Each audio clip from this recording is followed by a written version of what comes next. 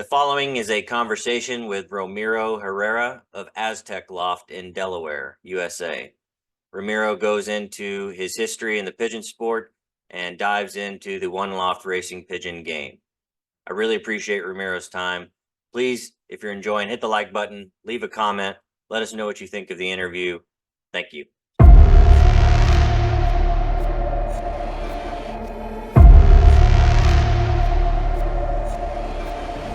All right, Romiro Herrera, Aztec Loft. Thank you so much for coming on. I appreciate it. Well, thank you too, Adi. I've been looking forward to this. You have a super collection of pigeons, and you have some of the most beautiful lofts. I've seen pictures on your website and Facebook and things, and so I've had several people request you to come on too. So the audience is looking forward to it as well. Yeah, great. I'm glad to hear that. Yeah. Well, where did pigeon racing begin for you? Because I read your bio. It sounds like you're from Guadalajara originally in Mexico. That's correct. Yeah. I began playing with the birds when I was 10, 11 years old. So it's been a little while. Yeah. So how did you get started as a kid? Was it something in your family or friends or neighbors or? No, but back in the day, I grew up on a farm. And then we moved to the city, and I was used to see chickens running around and chasing birds and all that, and the Yeah. farm. Then when we moved to the city, it was not much to do. So my mom had chickens on the roof of the house, and then wild pigeons were coming to eat with the chickens. They belonged to a neighbor, down the street. They had a lot of wild pigeons out there, and then some homing pigeons mixed, and there was probably 300, 500 birds out there. So Yeah. I started catching some of them. I started putting traps and stuff, and I got a couple of them. That's how I started. And Wow. there was a church. There was a church not far from there, 3 or 4 blocks from there, and there was tons of pigeons on that church, on the cupola. Every time the bells ring, the birds fly. So, and I was attracting some of them sometimes too. So that's how everything started. So because you were used to being around animals on the farm, the pigeons kind of gave you, because you had to move to the city, the pigeons kind of gave you that connection back to the animals. That's correct. Yeah, That's yeah. great. We always looking to find birds in the nest and on the farm to catch them and bring them home, and always have birds singing around the house and stuff. So yeah, And that's probably what it was. did you put together a coop on the roof and all that, or how did you Yeah, house them? yeah. My dad, when he finished building, part of the house, he left some blocks out there on the roof and stuff like that. So I started using those blocks to build in, little houses, and anything I can grab to close it in, I was doing it. So that Yeah, was great. that's awesome. So what point did you find out that you can race pigeons? And was this something you did in Mexico, or was it when you came to the States? When did that start? When I was in Mexico, I started doing it in Mexico a little bit, not professionally, but flying against friends. They live in the same area. We used to fly against each other, always betting, so much money, do it once a week, so many birds.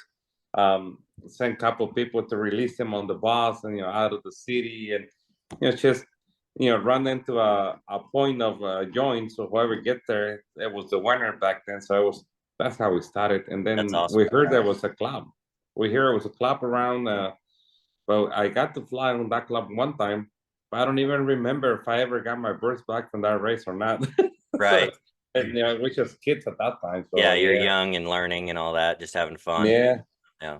Then I moved to they brought me into the States when I was 14 years old, so I had to left everything. And then when I was here, I kind of missed it, but I didn't see nobody around that had it, had birds or nothing like that.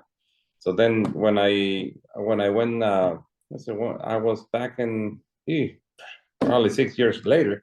I started messing with them again because a friend of mine from California told me that he knew somebody who has them, and he brought me 11 or 12 pigeons from California. He moved down here for a couple of years to work for me, and he brought me birds, and then that's where I got attached again. Yeah, So so that was back in 2000. were you up in the Northeast at this point?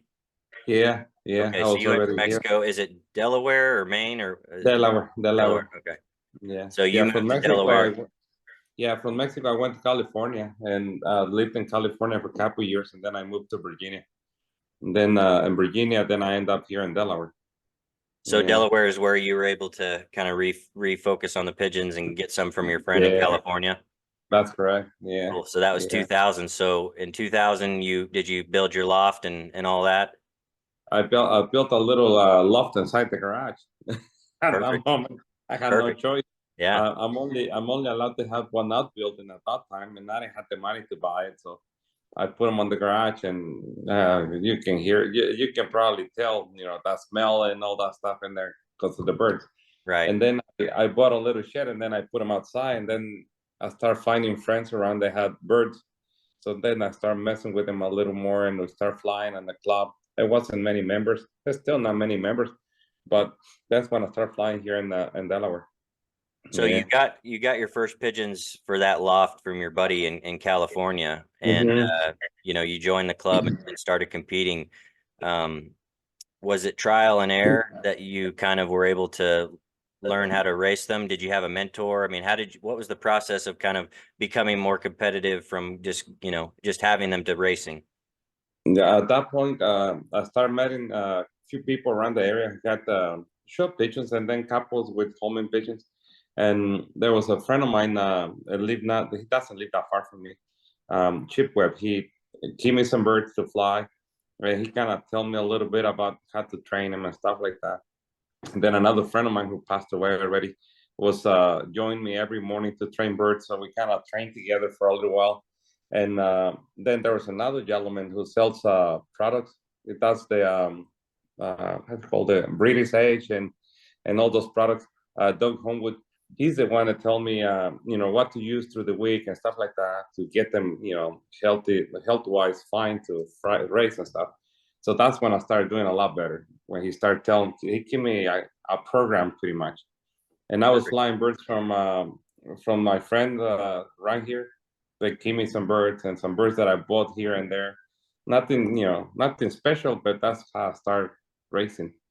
So how did it go for you when you started out? Were you able to have success pretty quickly, or did you have to kind of have some trial and error and kind of learn what works for you? And the beginning, the first couple of years, I was just seeing my birds come in, but I wasn't doing anything. But then after the 2 3 years, I started seeing good results. I guess I was doing a better job training or doing my weekly work and stuff like that to keep them healthy. And I did really good after that. I was doing really good on the club.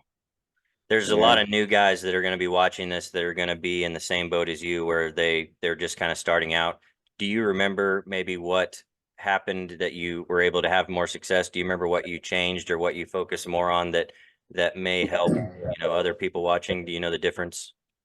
Yeah, well, at that time, what really helped me a lot was the medications I was using through the week, uh, through training and racing. So before I start training the birds, I had to make sure they're fine, a respiratory canker, coccidiosis. So I was running a program like 2 weeks before I start pushing them. And then through training and racing, I was using 2 days of respiratory and cancer, like Monday and Tuesday, and then Wednesday I was doing vitamins or anything else. That was kind of like a free day for them to keep them something different. And then Thursday and Friday I was doing coccidiosis. At that time back then, I was a Summit. That was the stuff that we used to use, Right. and I was using electrolytes and stuff like that when I was really had along with it. And then on chipping day, it was just clear water. And most of the time, when I was the next day, most of the time it was no fee and chipping day. Yeah. So next day they'll get anything they want. So it was working pretty good. So it did make a big change to me. I got to the point where I thought, I can pretty much send any type of bird to these races and he'll make it back because I wasn't losing birds at all. So I was very happy with it. I was very comfortable. Like I say, I got to the point where it says any bird could make it back on 300. No, it's not true. Right. Right. You'll Exactly. lose them. Yeah, Yeah. So, yeah. what kind of training were you doing? Were you doing loft flying and road training, or just I one? love flying. Yeah, I Yeah. was doing a love flying twice a day. Because of work, sometimes on the afternoons it was hard for me to train because messing with restaurants, it's all day. Yeah. So it's kind of hard. And road training, I was training twice a week, sometimes three, sometimes only once. So on the short races, I wasn't doing that good. I guess it's probably because of the training I was doing. But when I got to the point of 200, 300 miles on, I was very tough. So even some of the members in the club used to tell me, I know from now on you're gonna take off, because some of them they really do train hard, so they always win in the first races, the short races. But that was because of the training, I guess. Yeah, I think sometimes people will train really hard before the season and their birds are ready at the start, but then towards the middle and end of the season, their birds may be Yeah, tired by that point, whereas yours are yeah, still kind of ready to go. And so it's a fine line, right? Where you have to kind of yeah, manage that. yeah. And old birds, I was doing really good on 400, 500 miles. I was always doing really good. I was always on the top, so it was nice and neat to see birds come back from the 500, 600 miles a day. On the day, that was something else. That's my favorite. I kind of miss it. I kind of miss it. I haven't flown for probably 4 years already. Oh, really? Yeah, yeah, Yeah, that's my favorites, the 4, 5, and 6. I love the long distance. It really, I think, separates pigeons. A lot of pigeons can do the shorter distance, but the further out yeah, you get, the tougher of a challenge it is, and it takes a certain kind of bird, and so that I really enjoy that. So I'm glad to hear you like that as well. yeah. I like it. I really love it. It's just, yeah, it's just too much work for me to do it, and there's not enough competition in the club. So, Yeah, and it feels kind of bad to take out, birds out there and send them and fly against 10, 12 people and only 150, 200 birds. So it's just a lot of work for that.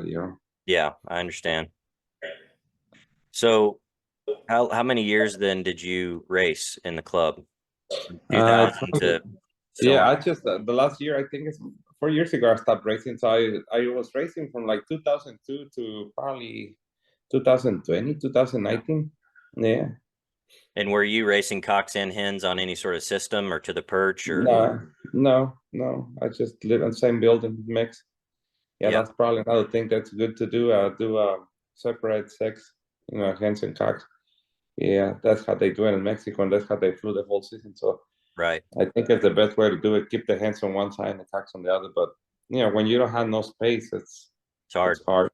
Yeah. Mm, And that's more of a natural way to do it, to keep them all together and let them be mated to certain birds. And yeah, you had success that way. So that's the fun part of this is there's no one way to do it. There's a lot of ways to win races, right? yeah, yeah. We think we know everything about the birds, but I We don't don't. think we know enough yet. No, exactly. So Yeah, we're never gonna learn enough. you got pigeons from your buddies and you bought birds here and there and you were flying through the club. If you check your website and your Facebook and I've been able to meet you in person, you have super birds. You have a nice collection from Pippa.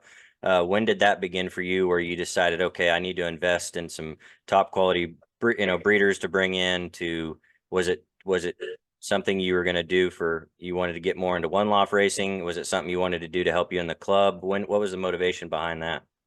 When I started sending birds to one love races in Mexico back in 2013, I believe. And for the first 3 or 4 years, I was only cooperating to those one love races because I was sending the birds that I was flying here. They do really good for me. But over there, it's a different type of bird, the ones Right. they win. And I guess the way they train him or the way I was training it wasn't the same. So I wasn't doing anything. So I started looking to do better because I know the birds I have here they do really well, but not against all these birds on the wildlife races. So I started looking for birds that could do stuff like that. So getting birds from different guys that I know doing good over there, and I start buying birds and I start crossing with mine, and then I end up in couple actions here in New York. The big Andy did for import pigeons from Hardy Kruger, multiple guys from Europe. And I bought some birds from Hardy at that time, Black Power Bloodline. So I started crossing then back to mines. And then things started changing. I started doing better. And I started getting hooked up to it. So, you know what? I need to get some more of those birds because then I started calling attention in Mexico. People started seeing, I'm like, what this guy is doing? He's doing better. So friends from Mexico, they make a couple trips out this way, and they start checking the birds out and help me select birds, select a different way, breed in different way. So that kind of like helped me a lot. And then I guess at that time I lost a couple screws and I started buying very expensive pigeons from Europe. From these major pigeon flyers, they do really good. You hear about them, bloodlines, you hear all everywhere. So that's where I start collecting some of these birds. And now we have too many that we don't even know what to breed anymore. It's just too many. I understand that. I think that's a problem every pigeon flyer has is too many Yeah. to pick from. It's hard. Um, so you're crossing the Hardy Kruger pigeons into your bloodline and sending them to the one lofts in Mexico. Mhm. And what kind of Yeah. results were you having off the bat, right away?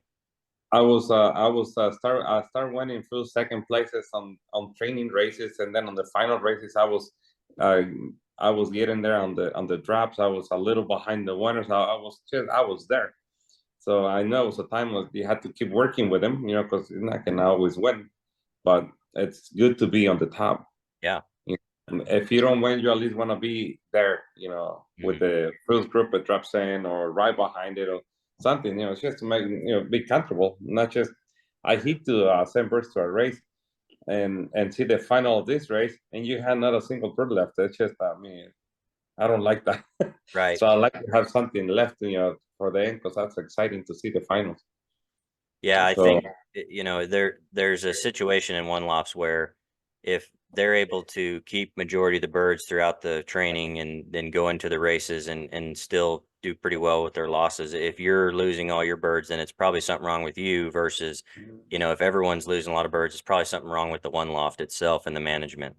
yeah, it's very difficult nowadays. I always tell people who ask me this, if you have a specific race that you really wanted to see your birds in the final, you have to look the race. If the race loses a lot of birds, you want to send a lot of birds because otherwise, if you only send few and they get lost, well, guess what? You're gonna wait till next year to see the final of that race with birds in. So it's Yeah. always good to send a good group of pigeons. If the losses are always high, you need to send a lot of birds to make sure you're gonna have birds left for the final. And Yeah. there's a lot of races where they barely lost, birds, very few.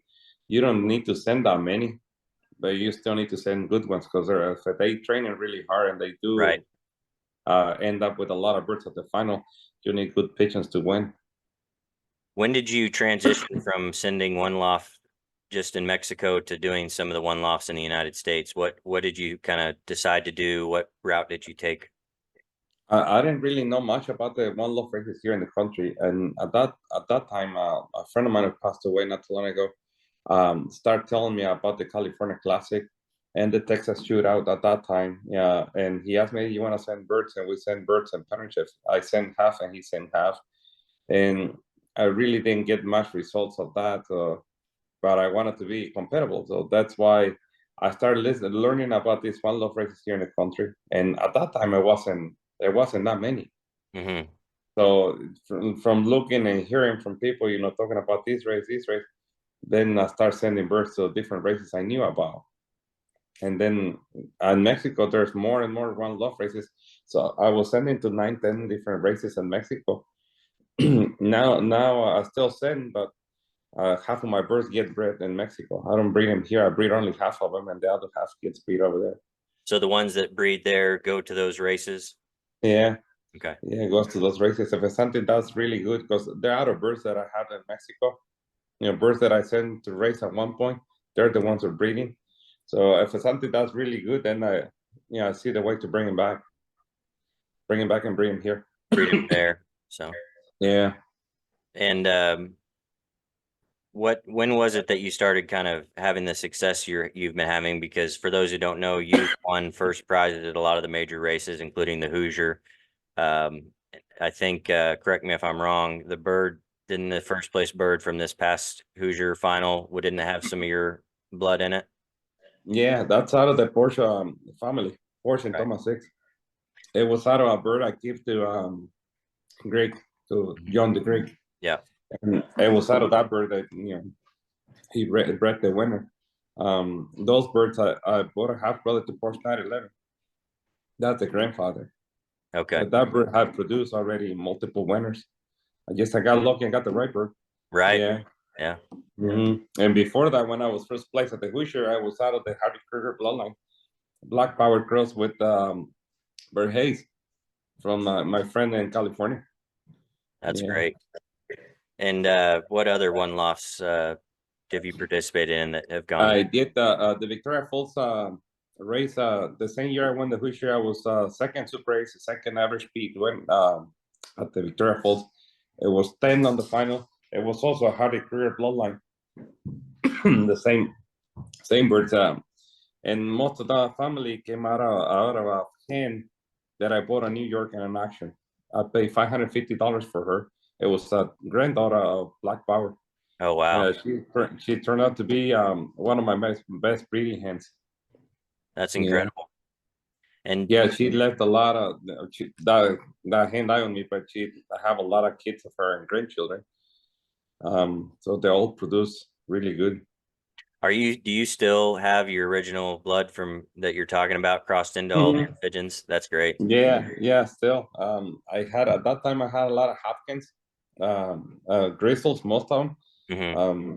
They all came out of White Horse bloodline and the Golden Waiter at that time Yeah. from Ghana. Yeah. Yeah, the Grizzles. Yeah, Yeah.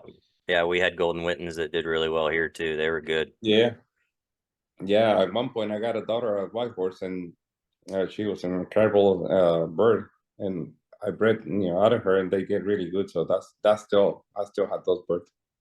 What kind of pigeon do you like? Do you, when you handle pigeons, are you looking for anything in particular?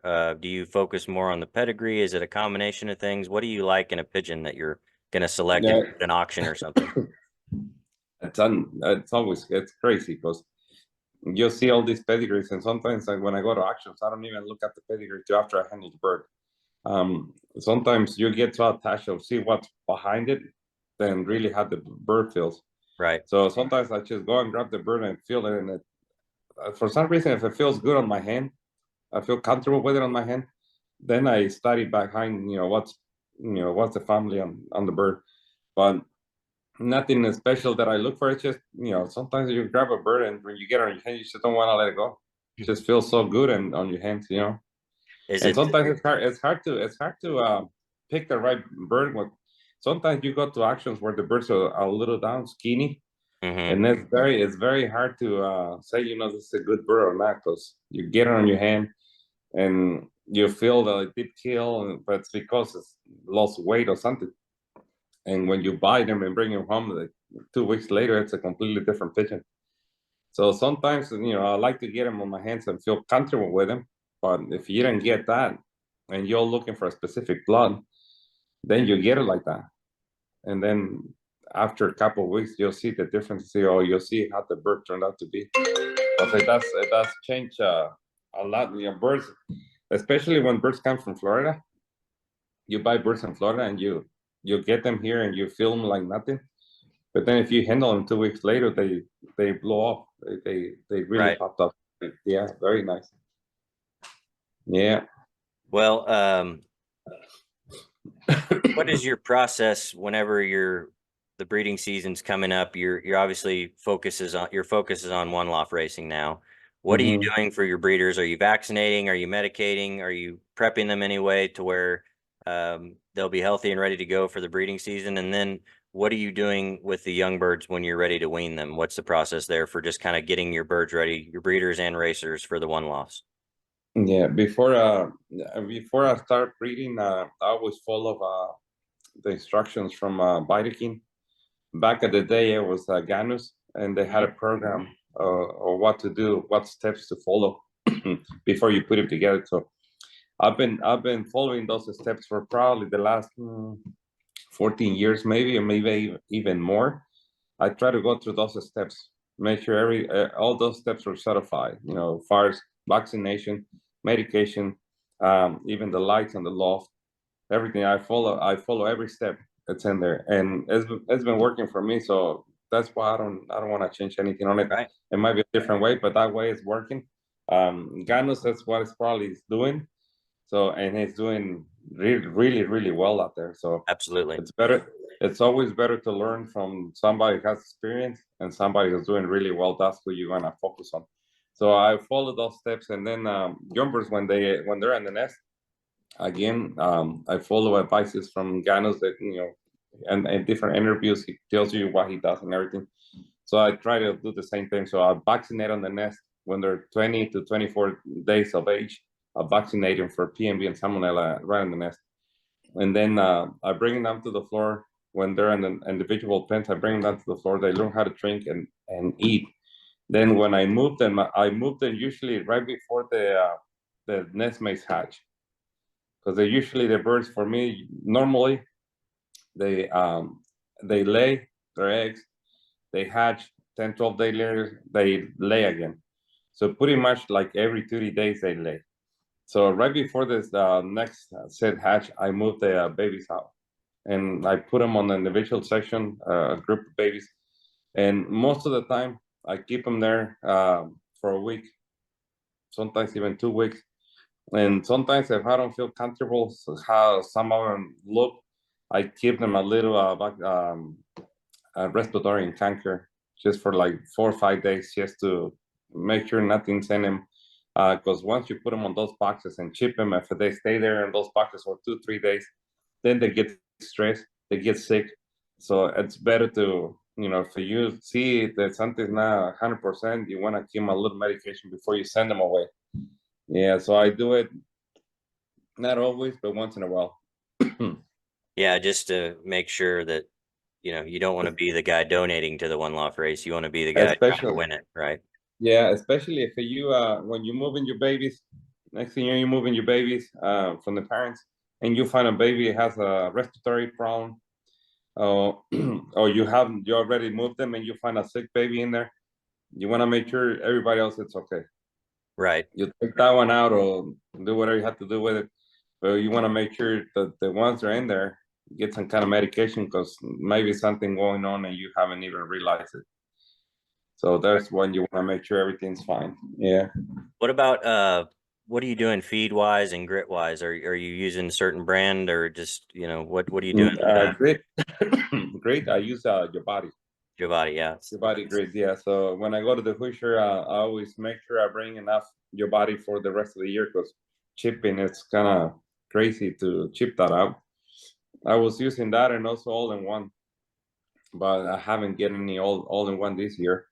But your body, I go get 60, 80 bags when I go to the Hoosier. I drive over there, so I drove back, so I bring it with me. And then the feed, I use Pure Grains. That's the company from Pennsylvania. Mm-hmm. Yeah, there I use the European Supreme, and there's another mix. It's called Breeders Supreme or something like that.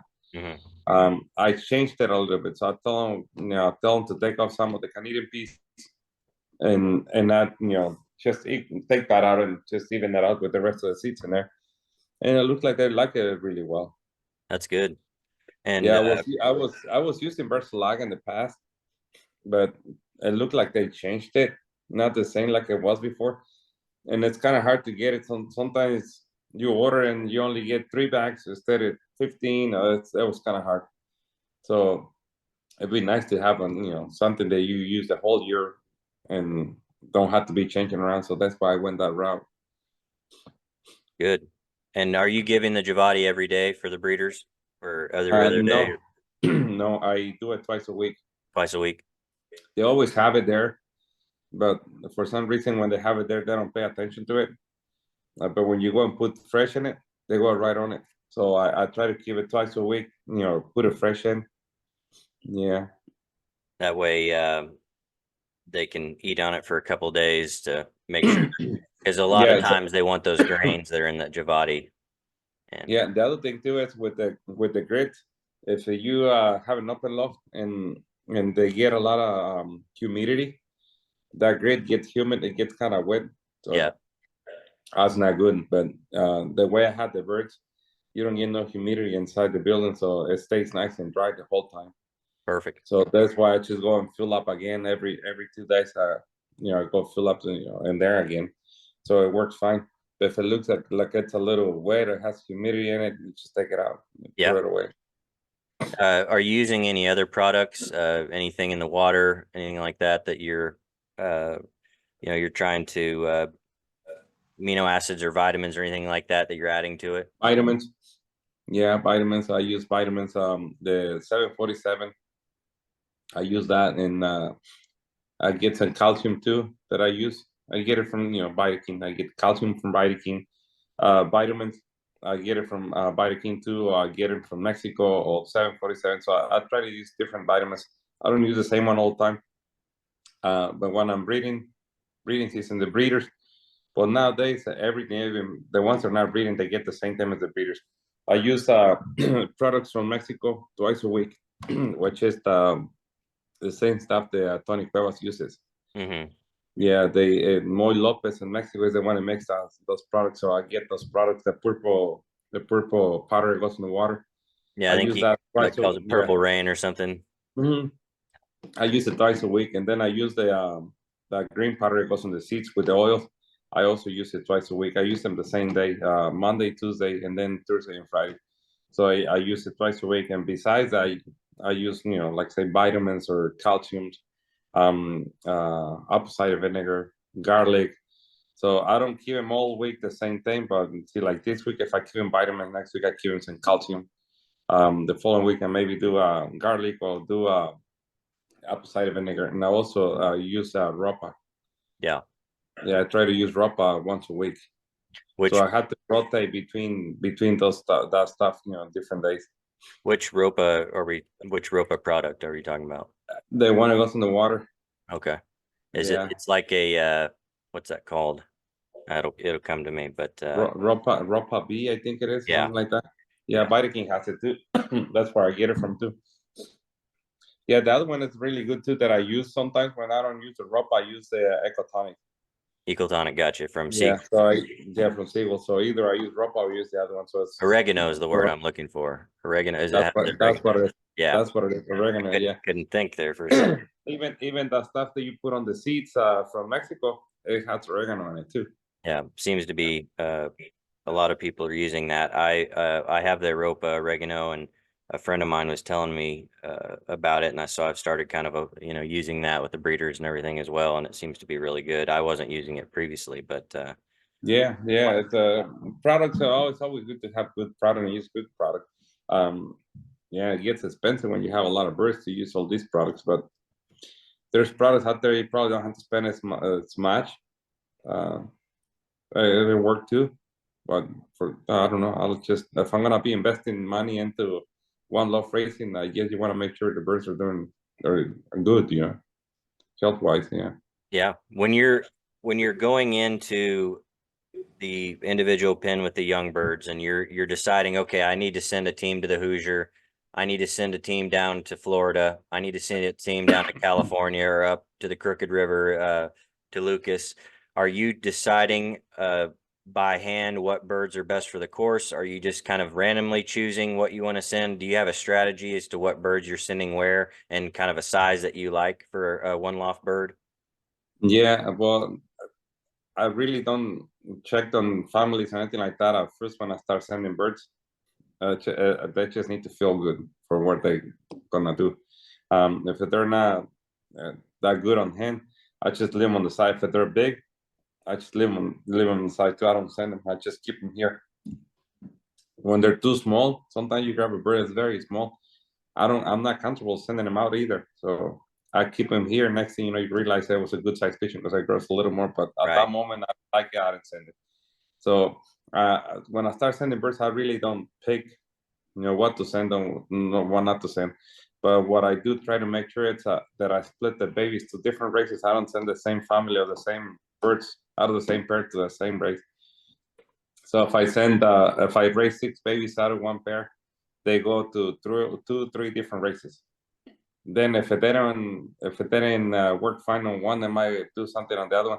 They're on different hands, different way of training, different course. So they might do better somewhere else.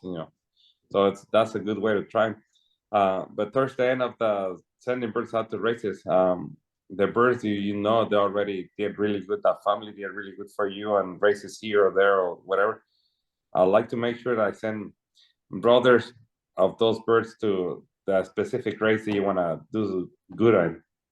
So I always try to send, couple, for example, the Hoosier, you want to send couple to that race because you want to do something at the end, right? You want to be at the race, yeah. So you always want to make sure you send something out of the ones that have been doing really good before and on other races, to hoping they do something there too. Yeah. So once you find the horse for the course, you kind of try and get siblings and similar type of pigeons to that course. Mm-hmm. So you've kind of cracked the code on what may be kind of working there. Yeah, but it's hard to tell because every year changes. It It's does. always it changes all the time. It's always different. Yeah, so it's good. It's good to try the same, but it might work better somewhere else. But yeah, that's the best thing you can do is just try with the ones they did good over there. When you get a champion in a one loft and you're getting an equal first bird back, a champion bird, an average speed type of pigeon, uh, you then are mating it up to something that you feel is compatible to it. And do you just send those back to that race that it came from? Yeah, yeah, I always try that. Yeah. And do you try to cross it if you get a champion bird back from the Hoosier or something? Do you try to cross it to something new, just an outcross, or do you try to line breed some, or what are you trying to pair together? Yeah, I cross them out to something else because sometimes you get a winner on one side that's one family, and then you get a different family that hit somewhere else. So you cross them together. You at the same time out crossing. So you try them that way. Winner with winner because winners always produce winners. So you try them that way, and sometimes it don't work. But then when you breed one of the babies, that might be a good producer. So that happened to me a few times already. It skips a generation where Yeah. I've had that happen too, where I've had super racers that their children just don't race, but then when you breed out of those children, those grandchildren of the super racer, they end up being the ones that can race. It sometimes skips like that. And that's the other thing that I realized, over the years, that when you bring birds from Europe or any other place, that you import them here, the first generation of those birds, most of the time, they don't do much. But the second generation, those are the ones that do really good on racing. Yeah, they seem to assimilate more into where they are and are born Yeah, here. Yeah, that makes sense. yeah, yeah. Some of them do hit right away with the first generation, but not many. Yeah, they're pretty special if they do, I suppose. Yeah. Did you have to bid for your bird to get it back from Victoria? Did you get that Yeah. bird back? I was betting on that bird, but I didn't get it back. Oh, you I didn't? told my no. I told my wife, if that bird goes over 50, it's gonna go. I'm not gonna buy it back. Um, then when I see who was buying it and it went over 50, I said, you know what, let it go. Yeah, Whoever breed that bird, my name is gonna be on it, so that's fine. yeah, So I went to Germany. Thomas, what's it called? Dustin Blank bought it. okay. Yeah, they bred it in Pipa, and then from there they took it to Germany. Yeah. Yeah, that's always the tough side of the bird doing well, and then there's an auction, is that you're gonna have to Yeah. go for it, right? I was sorry after, but I got a lot of brothers and sisters to that bird. But after I let it go and everything, I was like, I should have bought it back because that was a winner process. You know what? It's okay. Yeah, like you said, your name's on it, and Yeah. you'll breed more for certain. So Then after that, I bred the parents that year, and then I made a deal with Pipa, with Thomas. He wanted to buy the parents from Panther Monkey. So what instead of selling the birds to him, we trade. Said, look, we just trade with for birds. So I got some best Skittles in exchange for that pair. Yeah. and how are you liking the strains that you're crossing together? What seems to be working for you the best? So far, besides the Black Power bloodline that I had here for many years, the so far Porsche 911s and Kittles are doing really, really good. Best Skittles, I have a lot of best Skittles that I haven't really pushed so many to the one love races. I only got a few in the beginning because they're high, they're expensive. So I got the two full brothers to best Skittle here in the loft, and both of them were fathers to winners. One is the father to Mercia, and the other one is the father to the national winner last year. Mercia was the first place national winner back in 2022, Hmm. and I was breeding out of them. Most of the babies I bred out of them, it was either to sell them or to keep them for breeders. So this year I bred a lot, few of their children they're breeding. So we'll see this year how they do or what they're gonna do. Yeah. Yeah, Yeah, that's great. they're really good pigeons. They do very well everywhere whoever has them, they always do good with them. Yeah, So absolutely. we'll see how they do. What is the Porsche 911 handling in the hand? How do they handle in the hand compared to a Kittle? Because Kittles a lot of times have more of a speed build. Um, Yeah, yeah, how does kid. the Porsche? How does the Porsche kind of differ from that? They some most of them they handle almost the same, but most of the Kittles are bigger on your hand. They're round, short, and short wings a lot of times too. But and you think it's a big bird, but that's the way they are. They're all on like that. Yeah, most of them are kind of big size wise. Porsche is more like a middle sized pigeon, but they also when it gets over 2 3 years, it gets bigger. Hmm. It gets bigger on your hand, so you go and see. Oh man, that's a big bird, but they don't carry much weight to them, and it's just I don't know something when you grab them and you feel them, you'll see the difference. But they're very similar body wise. It's just the kittles are sometimes are a little bigger, and the wings are shorter. Yeah, Porsche 911s they have a very nice wing. So do you find when you cross them that they're kind of helping each other there with the babies? They're kind of balanced out. I haven't crossed many this year. I did a few pairs like that. So we'll see how they're gonna do racing, but it's Yeah. hard to tell when they're younger. When they're Hmm. young, how they're gonna be.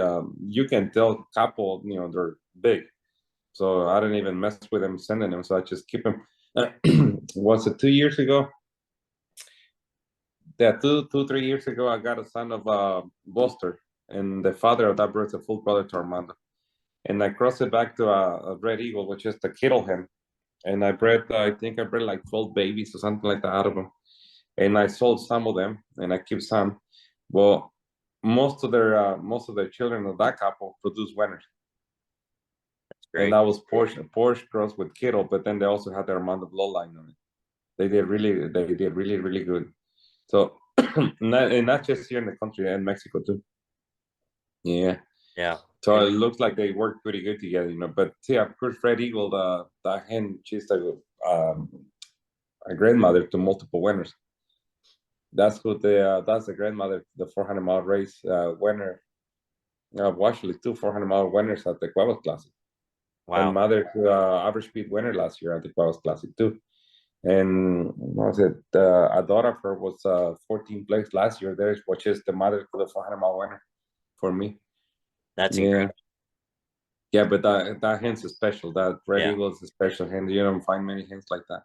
No, no, it's the best when you have something Yeah. like that that um, you can She's count on. just producing really well. Yeah, she's been producing really well. Yeah. I think we've all had those pairs or a certain bird that will produce you a winner, but then no birds after that. I've had that situation where certain pairs they'll throw you one in a generation, but then you get a special hen like that that you know year after year is doing it. That's what you try to build around, right? Yeah, it's very hard to find them. You Yeah. spend a lot of time and money before you find one. Yeah. Have you ever experimented with breeding from birds that were solid or like good racers at a one loft, but not at the top? Or Yeah. do you Yeah. just focus? The reason I ask is 2021 Hoosier. I had a hen that was consistent. She had one pretty good race, but the rest of the way she was pretty consistent. She wasn't a champion type of bird at that race. I brought her back, and since I brought her back and I tried breeding from her, she has bred just tons of winners here for me at one lofts. And I sometimes think that because the one loft requires a pigeon to mature quickly, to be, body ready, molt and flights, everything needs to happen quickly, that sometimes these birds, we're expecting them to do something quickly, where as yearlings, maybe they would have been superstars. So Yeah. that's why I ask is sometimes we may be too quick to judge a bird. Do you think so? Yeah. Yeah. That's correct. Yeah, that happened a lot. And I also, when I bring birds back from wildlife races, I always breed some of them again. Yeah, because sometimes they don't do nothing, but then, like I say, second generation, sometimes they do a lot better. Yeah, So I was trying before. a race like the Hoosier, where a bird making it through is a big deal. Mhm. It's a tough race. So if your bird survives the process, that means that there's something there, right? And Yeah, you said exactly. maybe they'll pass something on to the youngsters, their immune system or something Mhm. through the egg. Yeah, yeah, that's true. I mean, birds they go through a whole racing season, and one of those races like that, it could be a very good breeder. Yeah, yeah, I'm glad to hear that. That's something I've been learning is that uh, I had a bird that was two times first on the previous two races to the final, the CBS race in Oklahoma City. It was two times first, and then the final he was late, and I just kind of thought, maybe on the final he just had a bad day. Maybe if they raced again the next week, he would have been good and back to being a first place bird again. So I'm actively breeding from him. So sometimes I think it's important, like you said, to try those types of pigeons for sure. Yeah, yeah, yeah. What? Because you never know the finals. A lot of things could happen. Yeah. What do you think about the current state of one lofts? What direction do you think is there anything that you would like to see changed or added, or are you good with the way things are going? Do you have some ideas for the future? What are your thoughts on current state of one No, loft? I'm very comfortable in the way that things look on the one love races. Yeah, yeah. It's just there's a lot of them though. Too many, too many, and Yeah, we like to be in all of them, but it's hard. it's not easy. Yeah, it's Yeah, hard. it's A very lot of hard. money, a lot of money, a lot of birds. So I guess it's gonna get to the point where you decide which ones are more comfortable for you to go to Right. when you go. You know, the time of the year, whatever. You know, because we're all into something, and there's the times of the year where you cannot go to those one love races, and I love to go to the one love races. That's the So funnest part, right? To get to go in person. yeah, That's where I met you and originally. I think it was 2022. We met at the Hoosier, and yeah. so And that's the best thing about it, everything. When you fly in birds, you get to know a lot of people. You get to meet a lot of people, make a lot yeah, of friends. You know, I feel like if I'm driving across the country, if anything happens in the middle of the road, I can always try to look for somebody. I might know somebody around the area who can give me a hand. You yeah, know. exactly. Yeah, So yeah, it's kind of nice to get to know people and absolutely. Yeah. be able to give a call. Hey, you know, it's the same in Mexico. Mexico, a lot of these one love races is more like a family reunion day than anything else. Because a lot of these one love races in Mexico, you see a lot of families in there waiting on the final. It's a big banquet. It's just, I mean, a lot of family, a lot of kids, wives, daughters, everybody's there. So it's nice, How many and you birds get to are meet a lot of people. how many birds are in these races down in Mexico compared to what we have here in the States? Depending on the race, but some of these races, the biggest ones, they probably get 1,000 birds, 1,200 birds in one loft. Yeah, not crazy big ones like Hoosier and Florida Pigeon Derby. Kirby, yeah. Yeah, but the competition is Very it's tough. very tough. Yeah, Yeah. and then some of these one loft races they fly in the combine in Guadalajara, and when they fly the combine, you're talking about 40, 50,000 birds. Wow. So Yeah. you get results from everything. And same, a lot of these birds, they have a double, they have a band that flies the one loft and also flies the derby. So it's flying the derby, it's flying the one loft, and it's flying the combine. And that's where your loft in Mexico is putting birds into that. That's why I send birds to, yeah. And Yeah. there's another town out of Guadalajara. It's called Capilla, Guadalupe. There's a lot of lofts in that area, and there's 3 or 4 towns they fly in the same truck. So they still have a release of 7, 8,000 birds, Wow. and it's a small area. See, like the over there when you go to the one loft faces, you sit on the roof of somebody's waiting for birds, and you see everybody's loft from there, so you can see Great. everybody's birds coming. So you know exactly when you see a bird coming across town, you're just following, and you know who got a bird already. That's amazing. That'd be fun to Yeah, see. but there's some everybody's right there. It's small town. Everybody's right there in the same town. That's Yeah, incredible. It's almost a yeah. Belgian style where everyone's close together and Yeah, yeah. And Guadalajara, the city is so big that you might have a neighbor has pigeons and fly birds, but very weird. There's just too many flyers, but the city is so huge. Yeah. Yeah, you Are only you, see birds they fly by, but you don't even know where they went to. right. Yeah.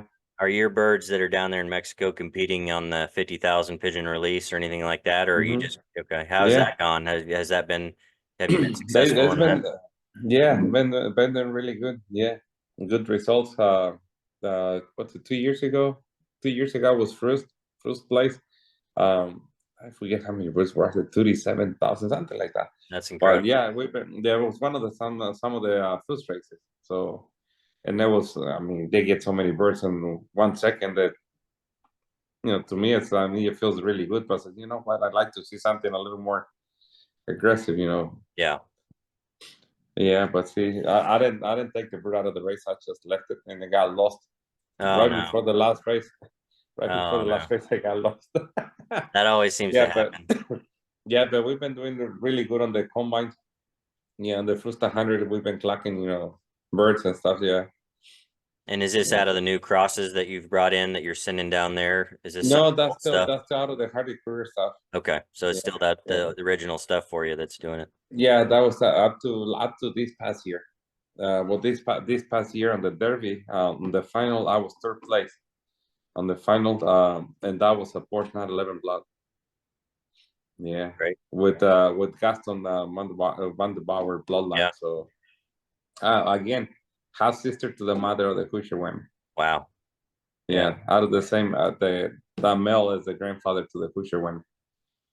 Yeah, Once you get a bird like that, you certainly can start to build around it, right? And yeah, and family that bird members. is actually it's a half brother to Porsche 911 on the father's side. It's a son of Whopper Freddy, but then on the mother's side has a Ludo Klessens bloodline from Saki, which is a lot of the birds from Great Connection. That's what they are. Yeah. Yeah. Yeah. The Greek super birds too. Behind, yeah. Mm-hmm. Ludo Klessens. Yeah. What do you think about these international races like Victoria and Pattaya? What do you think of them compared to some of the stuff we have here in the U.S.? I think we probably here in the U.S. have the best one-off races in the world as far as the handlers that we have, guys that really know how to take care of pigeons. What do you find the difference between international? Obviously, international probably has a lot more pigeons in certain races here, but I think the way they run them, I think it's very, very similar. Those races, that big races that have a lot of birds in them, that's what's exciting about them. yeah, You get to compete and fly against so many flyers from all over the world. So that's to me that's what I like about them more than anything else. Because I mean, pitcher handlers and one love races we have a lot here to choose from, but the competition from all over the world, it's over there. yeah, So if you wanna say one day, you know what, I won this race, I won this race, you wanna see those types of results of those type of races, have fly you? and get against the best of all over the world. So Yeah, have you yeah, been over there in person to any of these international races? I was in Pattaya this past season at the final. Yeah, it was nice that they do a really good job over there. The way they take care of the birds and the people they had there, doing everything. They do focus into the race a lot. Yeah, they invest a lot of money in it too. I don't even know if they even making profits out of it. It's just the party they throw out and how many people they have to take care of the birds. It's just I don't know. Like they either they either don't make so much money in that country to work, or they really putting all the money back into the race. But see, the guy who owns the race, it's one of the most richest men on Thailand. So the money to him is probably that's nothing. Yeah, they just So put on a great party, great mhm. race, Yeah, a lot of fanciers, a lot of birds. yeah. But the day of the race, they chipping day and race day, all the food they had there and everything. It's well, that's what they do. That's their company. Yeah, Even the telephone communications, internet, everything that's they're on it. So yeah, they even have a truck there with the internet. That way, it's internet for everybody. that's great. No, that's Yeah. awesome. How So long? How long was that flight to get over there? oof, that's a long one. That's long. I think on our way over, if I remember right, it was like 17 hours. Oh, But we wow. take there was two planes. One that was 12 hours, and then the other one was 5 hours. And our way back, I think we flew to Dubai. From there, I think it was 4 hours, something like that. Then from there this way, it was 14 hours straight. Wow. Yeah, man. Well, it better be a fun party going that far, right? Yeah, that was nice. Yeah, it was nice. I mean, I'll do it again next year. Yeah. Yeah, it's nice. That was nice. And I mean, got to see a lot of people over there. We already know, Yeah. so that makes it more comfortable. You know, when you're out Yeah, there, you see absolutely. Mike Gannis, you see the guys from Pepa, you see Marcel Sangers, people you already know. So it's kind of like going to a place you already know people. Yeah, I get to hang out with You know, friends and eat good food and watch pigeons. yeah. That's paradise, right? But if you go by yourself, it just feels kind of uncomfortable because you don't know where you're going, you don't know what to do or where to get in. Yeah, you don't know what Right. you're getting into, so it's kind of yeah. But over there, it was nice. So it's always nice to see people that goes, people you already know to go to these races. Yeah. Yeah, that's on my list in the near future is Pattaya to Oh enter yeah, over you'll like there. it. That people at well, everybody. Hardy Krieger was there, Tom Van Gabber, everybody. So those guys are really fun. Yeah. Bart Gettings.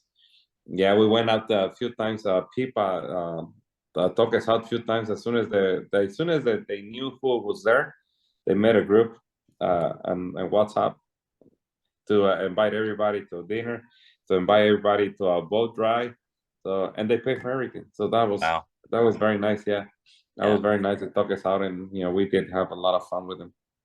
Yeah, that Yeah, sounds amazing. I can't wait to join in on that for sure. yeah. Alphonse Platz was with us too over there. Yeah, Yeah, that yeah. was something. Yeah, Everybody, they're right? fun. Yeah, it was nice. Well, my as I told you earlier, my audience has new flyers, guys that are a little bit experienced all the way to very experienced. I want to talk about new flyers. What advice do you have for someone in 2024 that's just starting out? Obviously there's a difference between racing in a club and racing one loft, but let's say someone's interested in getting started and maybe dipping their toes in both and trying it out. What do you think is the best advice you can give somebody in 2024 to get started? Ooh, that's a good one. Depending on what they're doing, like say if they want to fly into one love races, sometimes if you're gonna start investing money into sending to one love races, you might want to get birds from people who's already been flying on those races and doing okay, not winning or whatever, but doing okay at least. Yeah. And start with a good bloodline. I know in the beginning it's probably hard to spend that money buying birds, but that's pretty much the base you have to start with. If you're only doing club races, you don't even have to spend money buying birds. I mean, if you start calling people around the area where they've been flying in the club, they might even give you birds to breed. And then you can start that way. And then once you start feel comfortable, that you know what you're doing with the birds, then you might invest a little money flying the one love races. It all depends on where you want to start. Yeah, there's people always calls me and ask me, they want to buy birds and they want to say, well, I'd like to send birds to this one love race. I want to win it. I says, well, look, there's no way I can promise you're gonna win Yeah. it. If Yeah. I'll sell you a bird, it's just that's not gonna happen. It's just that takes a lot to. I mean, you can be very lucky, but there's no way you can say you're gonna breed a winner out of this one. No, It's hard. It's very hard. Yeah, and sometimes you get a bird for nothing, and that's the fools when they breed to your winners. exactly. Yeah. Yeah, but to fly on the one love races, yeah, you might want to focus on getting a good bloodline of pigeons to start with. Yeah. That's No, there's birds out there. There are all kinds of prices. Nothing very expensive, but something that's been doing something good out there. they need to kind of find their budget range and what they're able to spend and go from there and decide, Yeah, maybe even buy some birds that already flew on those one love races. yeah.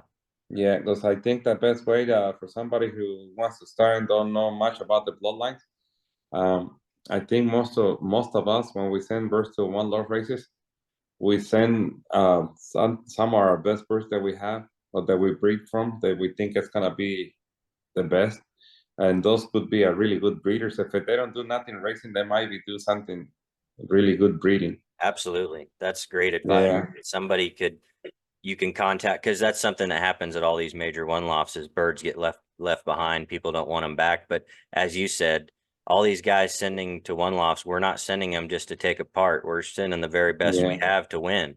So you could end up, snagging a bird or two that was left behind and could be really good. That's great advice. I hadn't thought about that angle. Yeah, I think that's one of the best things to start with, 'cause- and they could not be. It depends on who they are from. But sometimes people send birds out of a very special breeders and they didn't do nothing. But they still worth money. They still want to sell them for good money. So yeah, but you can still find good pigeons out there, good deals. A lot of the guys they send a lot of birds to one place. They don't want them all back because they got so many already home. But it's just why they need so many more. Yeah, exactly. So Yeah. it's reaching out to some of these one lofts and finding out, if there are going to be Well, see, birds a left lot, a lot behind. of the guys, a lot of the guys like Great Connection, Andy Ski at Ganus, even Ganus, they sell as soon as they get those birds back, they put them out for auction. Hmm. Nemelka, Thomas Baldwin, and they had to be out of the best birds they have too. Right. So, and they go to these auctions and they don't go too expensive sometimes. Yeah. So it's just a matter of how much you want to spend and go after those birds. Yeah. Yeah. Well, Yeah. is there anything that you'd like to add to the interview, the conversation that I missed or forgot to ask you? Is there anything you want to bring up? No, no, I think you pretty much got everything under cover. Good. Yeah, Well, yeah. Look like been doing this long enough already. yeah. I appreciate you coming on, and you gave great advice to people. I think everyone's going to enjoy this one for sure. I really appreciate you. I know how busy you are, and I appreciate you coming on and taking the time. And maybe after this one loft season wraps up, we'll have you back on and get an update on how things are going for you at your loft there and your loft in Mexico. I think that's fascinating. So Yeah, well, thank you. Yeah, well, this year's gonna be a little exciting for me. I hope everything that I have on my mind really works. Yeah, I'm trying a lot of different bloodlines this year, good. but that's this year I'm gonna decide what I'm gonna keep or what not gonna keep because I got family of birds from Mexico that I've been breeding. So I'm really breeding them hard this year, trying to see what they're gonna do. So some of them are gonna stay, some are gonna go. So then I cross them back to what's been doing really good because I know they're really good pigeons. But I need them to be good pigeons, and they won't love races here in the country too, So you not got to just in test them. Mexico. You got to figure out what's combinations working. Yeah, Yeah. Mexico has a very very good birds out there. Yeah. Uh, they've been importing birds for many years. Yeah. But now bringing them back to the country and bring them here and trying to be successful with them here, it's gonna be a challenge. So it's gonna take time. Yeah. That's the fun part of it. So we're all kind of like mad scientists. We're trying to put together the right combination and Yeah. figure it So out. I think I got six different bloodlines that I'm working with this year, hoping to um do a be strong and some of those bloodlines just to keep them and keep on with them because I brought enough birds from all over to already decide which direction I want to go as far as bloodlines. That's Yeah. great. Well, where can people find you? What's the name of the website? You're on Facebook. You have a Facebook page for your loft too. Tell people where they can find you. Yeah, the on Facebook it's Aztec Loft. Aztec Loft Herrer, that's my last name. So aztecloftherrer.com. I mean not .com on Facebook. And then the website is aztecloft.com. Yeah, AztecLoft.com. Okay. And your yeah. contacts on there if people want to reach out to you. Yeah, the phone and everything's there. Yeah. Perfect. Okay. Yeah, they can always send me a message or anything on Facebook, I mean through Messenger.